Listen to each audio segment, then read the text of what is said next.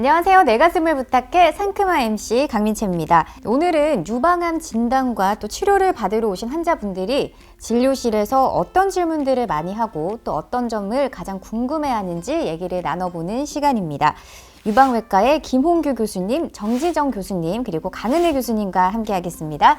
어서 오세요. 안녕하세요. 서울대학교 병원이 상급 종합병원이다 보니까요. 많은 환자분들이 진료를 보러 오실 텐데 환자분들이 와서 가장 많이 하는 첫 질문 어떤 게 있을까요? 크게 나눠보면은 이제 진단받아서 오시는 분들이 많은 부분을 차지하고 있고요. 그 다음에 이제 의심이 돼서 오시는 분들도 있고 이제 다른 증상이 있어서 검사 받으러 오신 분들이 있습니다. 무슨 검사를 해야 되는지 아니면 이게 진짜 유방암 맞아요. 증상이 맞는 것 같은지 이제 이런 것들을 많이 물어보시죠. 조직 검사 진짜로 해야 되나요? 네네. 물어보는 경우도 되게 많은 것 같아요. 그런 분들은. 그 진단받고 오신 분들도 내가 정말 유방암이 맞나요? 이렇게 많이 말씀을 하세요. 진단이 바뀔 가능성은 아주 낮습니다. 하지만 가져오신 어떤 슬라이드나 블록을 통해서 우리가 다시 한번 확인을 하는 과정은 거칠 겁니다. 이제 이렇게 말씀을 드리고 있습니다. 아직 아무래도 정확한 검사를 더 많이 받기 전이다 보니까 그런 질문들을 많이 하실 것 같은데 그럼 검사를 이제 진행을 할 때 어떤 검사를 먼저 진행하게 되나요?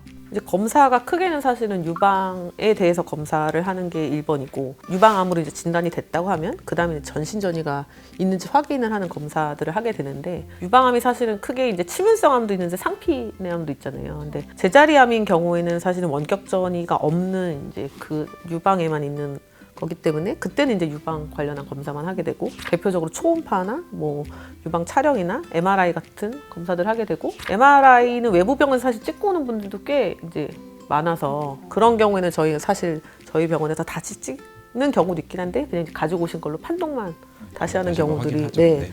전신 검사를 보면 이제 유방이 전이가 제일 많이 하는 데가 뼈, 뭐 간, 폐 이런 부분이니까 뼈 스캔이랑 CT 같은 것들을 보면서 전신에 혹시 전이가 있는지 확인하는 검사들을 하게 됩니다.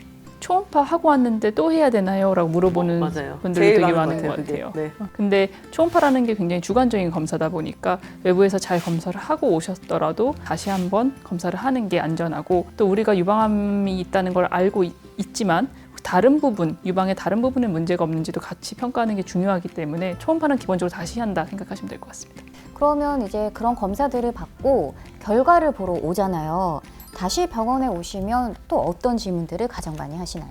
제가 선행항암 치료를 받을 필요는 없는지 그 다음에 제 유방암의 종류는 무엇인가요? 라는 말을 많이 하시는 것 같아요. 그래서 뭐 호르몬 수용체 양성인지 허투 타입인지 삼중 음성암인지 이런 걸 궁금해 하시고 이제 그거에 따라서 또 많이들 알고 계신 게 이제 항암 치료를 해야 되는지를 또 많이 염려를 하시고 또 최근에는 호르몬 치료가 또 폐경 증상이나 이런 부작용을 또 염려를 또 많이 하셔서 나는 무조건 호르몬 치료는 안 할 거예요 이런 분들이 있어요. 그러면 저는 제 가족이라면 무조건 시킬 거예요 이렇게 말씀드리고 있습니다.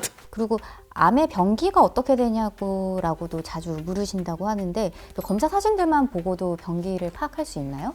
저희가 이제 영상 검사를 하는 거는 병기를 예측을 하기 위해서 하는 겁니다.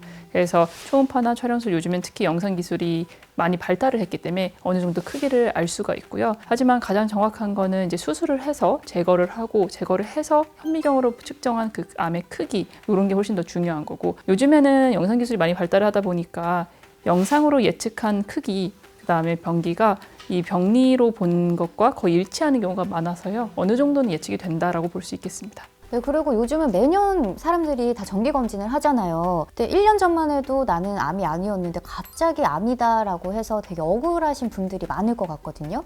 그런 분들도 질문을 많이 하시죠? 맞아요. 특히 유방암 걸린 환자분들 중에 제가 6개월 또는 1년 전에 초음파 촬영술 했는데 왜 그때는 없고 지금은 있냐, 뭐 검사가 잘못된 건 아니냐 이런 경우도 꽤 있는 것 같아요. 근데 실제로 암이 영상으로 발견되기까지에는 암이 어느 정도 크거나 아니면 암의 징후라는 게 보여야지 되는데 너무 작거나 그럴 때는 이제 그 검사에서 보이지 않기 때문에 아마 안 보였었을 거고요. 또 하나는 이 1년 만에 갑자기 많이 커져서 이제 오는 경우들도 있는데 저희가 그런 경우 보통 이제 세포학적인 검사를 합니다. 이 암이 얼마나 빨리 자라는지 그런 증식에 대한 그런 척도를 검사를 하는데 그게 너무 높아가지고 이 암 자체가 굉장히 빨리 자라는 거죠. 그러니까 1년 전에는 없었는데 지금은 생겼고 이런 경우도 종종 있는 것 같아요. 너무 억울하실 것 같아요. 네, 당황하죠. 또 실제로 조직 검사 관련해서 조직 검사가 암을 키우지 않냐라고 또 많이 물어본다고 하거든요. 이런 경우들이 굉장히 많고 그래서 일부러 조직 검사를 안 하고 수술을 먼저 할 수는 없냐고 물어보는 환자들도 저는 있었어요. 근데 조직 검사로 인해서 그게 암이 커지거나 아니면 옆으로 주변으로 퍼지거나 그런 경우는 없거든요. 그래서 그런 것 때문에 근데 계속 만져지는데도 불구하고 일부러 조직 검사를 안 하시고 뭐 외래도 계속 미루고 그렇게 늦게 오시는 분들이 있어서 그럴 필요는 없다고 말씀을 드리고 필요하면 꼭 조직 검사를 시행을 해야 된다고 말씀을 드리고 있습니다. 그리고 병기 확인이 끝난 후에 주로 이제 수술을 먼저 하나요? 항암 치료를 먼저 하나요? 라는 질문도 굉장히 많다고 해요. 어떤가요? 그게 이제 제일 많이 하는 질문 중에 하나인데 옆에서 이제 유방암 이제 뭐 면역 화학 검사나 무슨 타입인지 이런 게 저희가 중요하다고 말씀을 드린 게 무슨 타입인지에 따라서 수술을 먼저 하는지 이제 항암 치료를 먼저 하는지 결정이 많이 되는 편이고 유방암은 굉장히 작은 사이즈에서도 항암 치료가 필요한 이제 타입들이 있거든요. 그래서 그런 것들을 확인을 하고 항암 치료를 먼저 할지 아니면 수술을 먼저 하는 게 유리할지 이런 거를 판단을 해서 정하는데 제가 이제 개인적으로 제일 안타깝다고 생각을 하는 부분들은 환자분들 중에 질문을 할 때 저 환자는 이거를 먼저 했는데 왜 저는 저걸 먼저 해요? 아니 이런 식으로 이제 질문을 하는 경우들이 생각보다 굉장히 많고 유방암이 치료하는 과정들이 굉장히 많고 복잡해서 본인이랑 비슷한 코스로 치료를 하는 분이 거의 없다고 생각하시면 돼요. 사실은. 그러니까 똑같이 이런 코스로 가는 경우들이 거의 없으니까 그런 크기나 뭐 어떤 타입이나 아니면 뭐 림프절 전이가 있는지 이런 것들을 충분히 고려를 해서 치료 과정을 결정을 하게 되는 거고 그게 환자들 개인별로 굉장히 많이 다를 수 있다 이렇게 말씀을 드리고 있습니다. 그리고 수술 전에 수술 날짜까지 조심해야 할 것이 있나요? 라는 질문도 많이 하실 것 같거든요. 그 전에 이제 먹고 있던 약들이나 이런 것들을 끊을 필요가 있나 이런 것들을 이제 많이 물어보시고 아니면 이제 건강보조식품 같은 것들을 이제 그때까지 먹어서 이제 건강을 좀 올려놓고 면역력을 올리고 이렇게 할 수 있겠냐 뭐 면역 주사 뭐 이런 것들을 맞아주는 데가 있는데 그런 걸 할 수 있겠냐 이런 면역 질문. 주사 진짜 많이 물어보는 것 같아요. 그런 네. 질문들을 굉장히 많이 하는데 사실은 평소에 안 하던 거를 최대한 피하는 게 좋고 그런 약물이나 주사 같은 거를 잘못 맞았을 때 간이나 이제 신장 기능이 안 좋아지는 경우들이 있는데 간혹 그렇게 되면 전신 마취 자체가 이제 어려워져서 도리어 이제 수술 날짜가 미뤄지는 그런 경우들이 생길 수 있거든요. 저희가 이제 어쨌든 수술 전에 끊어야 되는 약들이나 이런 것들은 다 그런 것을 확인을 하고 조절을 해드리기 때문에 크게 뭐 무리한 것들만 피하면 된다 이렇게 말씀을 드리고 있습니다. 퇴원 후에 관리에 대한 질문도 굉장히 많이 할 것 같거든요. 어떤 질문들을 보통 하시나요? 바로 일할 수 있는지 그러니까 이런 질문을 저는 사실 제일 많이 받는데 실제 이제 뭐 여성분들이 지금 워낙에 직업 활동하는 분들이 많이 있고 그리고 이제 유방암이 호발하는 나이대 자체가 이제 40대에서 50대가 제일 호발하는 나이대니까 그때가 보통 이제 직업을 가지고 있는 연령대들이 제일 많거든요. 근데 유방암 수술을 하고 나서는 사실은 한 1, 2주 정도 있으면 일상생활 하거나 뭐 직장에서 일을 하거나 이런 거는 전혀 문제가 될 게 없는데 보통은 이제 부분 절제를 하거나 아니면 전절제한 환자 일부는 방사선 치료를 이제 받게 되는 기간이 있고 아니면 항암 치료가 필요하면 이제 또 항암을 받게 되는 기간이 있는데 그동안은 사실은 이제 일상생활 하는 거는 큰 문제가 없지만 직장 생활을 계속 유지를 하기는 사실 조금 힘든 부분들이 있고 방사선 치료 같은 경우는 일주일에 한 5번 정도 네. 이제 월화수 연속 오시고 목금을 이제 네, 보니까. 거의 출근하다시피 오셔야 되니까 그게 뭐 한 달 정도긴 한데요. 그 시간을 다 빼셔야 되니까 이제 네. 그런 측면도 있고 또 많이 또 요양하셔야 되는 부분도 있고 그래서 그런 부분에 대해서는 이제 설명드리고 네. 치료를 한다고 해서 집에서 가만히 있어라 이거는 전혀 절대 아니고 오히려 일상생활을 어느 정도 하는 게 훨씬 더 좋다. 그리고 삶의 질에도 더 긍정적이다라는 연구도 훨씬 많기 때문에 저희는 항상 절대 집에서만 계시지 마시고 일상생활은 똑같이 하되 무리만 하지 마세요라고 하는 편입니다. 그리고 이제 또 수술을 했으니까 암이 재발할 수 있어요? 재발 전조 증상을 제가 알아차릴 수 있나요? 이런 질문도 많이 하실 것 같아요. 맞아요. 암 재발하면은 어떻게 알 수 있나요? 제가 뭐를 조심해야 되나요? 이 질문은 정말 많이 하는 것 같아요. 어떻게 얘기해 주세요, 그러면? 본인이 이제 느끼는 증상들이 있는 경우가 있거든요. 갑자기 뭐 안 만져진다는 게 만져진다든지 아니면 뭐 뼈저리 같은 경우에는 통증이 이제 바로 드러나는 경우들이 많기 때문에 그런 증상이 있으면 저희가 이제 원래 정기적으로 정했던 검사들보다 이제 땡겨서 검사를 하는 편이기는 하죠. 근데 수술했던 부위가 아프다고 암의 재발은 전혀 아니거든요. 통증과 이제 암 재발은 전혀 관련이 없어서 가슴에 있어서는 그거는 환자들이 걱정하지 않아도 될 것 같아요. 가장 많이 걱정하는 것 같아요. 그건. 그럼 또 다른 질문들 많이 받으시는 거 있으실까요? 저는 사실 제일 많이 받는 질문이 환자들이 항호르몬 치료하는 사람들이 제일 많잖아요. 저희가 이제 비율상은 그게 워낙에 이제 오래 받기도 하고 그래서 그런 타목시펜이나 그런 뭐 페마라 같은 그런 약들 먹고 나서 겪는 증상들이랑 재발 혹시 했나? 이거랑 헷갈려서 질문하는 분들이 되게 많아요.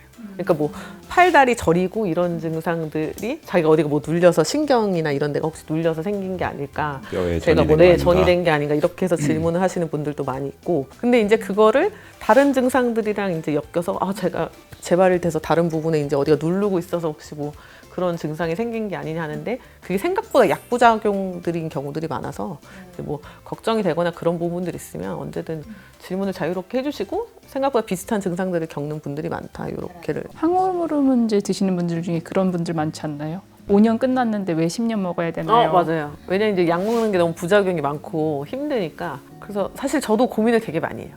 10년을 더 줄지 말지를. 왜냐하면 이게 딱 정해진 기준에 맞춰서 그게 준다기보다는 환자분들이 처음에 진단됐을 때 이제 그런 기수, 병기라든지 아니면 이제 또 이게 약을 계속 주면 어느 정도 수능도가 확실히 떨어지는 게 저는 좀 느껴지거든요. 이런 것들은 여러 가지를 좀 고려하게 되는데. 이게 옛날에는 5년만 먹으면 된다라고 알려져 있었었는데, 이제 10년 먹는 사람들과 5년 먹는 사람들 비교를 했더니 10년 먹는 사람에서 이제 재발을 막는 효과들이 더 높아져서 이렇게 10년을 변한 건데, 이제 일부 환자분들은 시작할 때는 5년만 먹는다고 했는데 더 먹어요? 이게 맞아요. 이제 그렇게 되는 것 같아요. 왜요? 라고 물어보는 5년만 기다렸을 거 아니에요. 맞아요. 10년을 먹으면 당연히 안정성이 좀 떨어지는 건데, 그래도 이제 크게 큰 떨어지는 차이는 차이가 이제, 없다 네. 없고, 대신에 효과는 당연히 좋고요. 치료 성적은 좋고, 그렇기 때문에 이제 10년을 많이들 권하고 있습니다. 네. 똑같은 질문이어도 환자마다 이제 물어보고 싶은 게 약간씩은 다를 수 있다라고 생각을 합니다. 궁금한 게 있으면 다 병원에 오셔가지고 의료진에게 직접적으로 물어보고, 또 내 상태를 가장 잘 아는 게 내 의사니까